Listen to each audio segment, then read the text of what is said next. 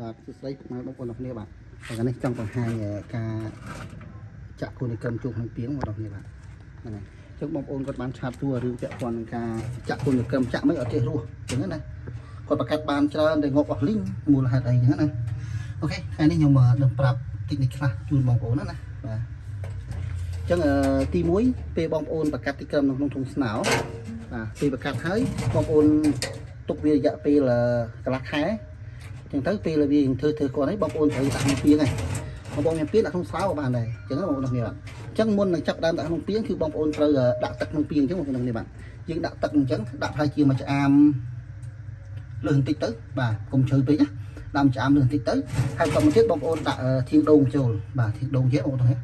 បាទធាងដូងក៏បានលឹកឆាច់ក៏បានដាក់វាបញ្ចូលទៅហ្នឹងហើយបងប្អូនដាក់ស្រាយអញ្ចឹងមកបាទហើយបន្តមកទៀតបងប្អូនដាក់អំបិលមកក្តាប់ទៅដាក់ចូលក្នុងហ្នឹងណាហើយបន្តមកទៀតបងប្អូនយកធុងទីក្រុមហ្នឹងដាក់ចូលក្នុងពីងហ្នឹងហើយពេល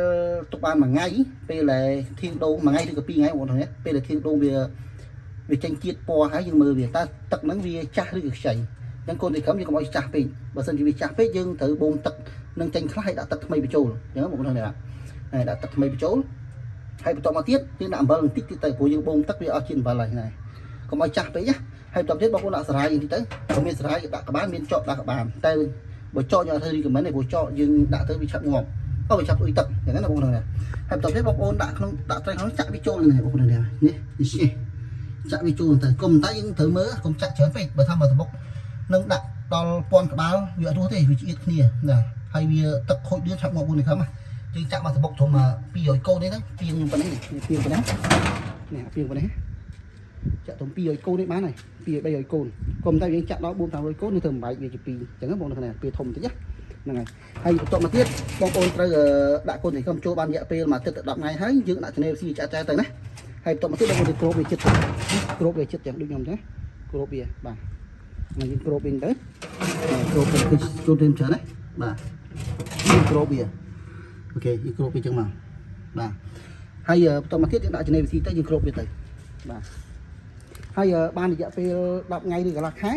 បងប្អូនត្រូវថែមទឹកថ្មីចូលប្រហែលជាកន្លះចាអាមឬក៏មួយចាអាមទៅចឹងបងប្អូនថែមទឹកថ្មីតិចទៅដាក់អំបិលបន្តិចទៅហើយយកធាងដូងថែមមួយស្លឹក2ស្លឹកទៀតទៅចឹងបងប្អូននេះបាទហ្នឹងហើយបងប្អូនធ្វើជាបន្តទៅរយៈពេលកន្លះខែយើងយកទឹកម្ដងទៅហើយបើសិនជាទឹកយើងនៅល្អទេយើងបោះអាទឹកចោលខ្លះយើងដាក់ទឹកថ្មីទៅ30%ទៅថែមដាក់វារហូតដល់ពេលកូនទៅកម្មធំយើងឡើងទឹកវាកាន់តែច្រើនខ្ញុំអូខេតឡើងវារហូតហើយមើលទឹកវារៀងខូចអាបាតក្រោមគឺយើងដូរទៅ30%ថែមទឹកថ្មី30%ទៀតចឹងបងប្អូនធ្វើអញ្ចឹងទៅវាល្អកូនត្រីហើយពេលកូនត្រីយើងមកអាយុប្រហែលជា2ខែវារឹងមាំហើយចឹងបងប្អូនអាចដាក់ចេះបានណាបងប្អូនអាចដាក់ទឹកដូរចាស់អញ្ចឹងទៅហើយដាក់កប៉ោកដាក់ចកអញ្ចឹងទៅត្រូវ50ថ្ងៃក៏អីដែរបងប្អូនក៏អីដែរចឹងដាក់វាចោលចឹងរហូតទៅហ្នឹងបងប្អូនបាទហើយឲ្យចំណីស៊ីទៅវាអីទេពោះត្រីក្រុមនេះវាធំហើយវារឹងមាំហើយតែចំពោះត្រីក្រុមខាំគឺយើងអត់មានដាក់ក្នុងម្លប់សុទ្ធទេបងប្អូនបាទយើងត្រូវដាក់ចំថ្ងៃខ្លះដើម្បីឲ្យវាហាលខ្លួនអីពោះត្រីក្រុមខាំសំខាន់ជាការវាទៅបងប្អូនបាទហ្នឹងហើយនេះបោះខាំរបស់ខ្ញុំនេះបងប្អូនទេទៅត្រីខាំឈ្នះបាទអានេះមកអាយុ4ខែកន្លះហើយ5ខែហើយបាទច្រើនណាហ្នឹងចឹងខ្ញុំមានតែប៉ុណ្ណឹងក្នុងការចែករំលែកនៃការថែរក្សាកូនត្រីក្រុមឲ្យបានល្អ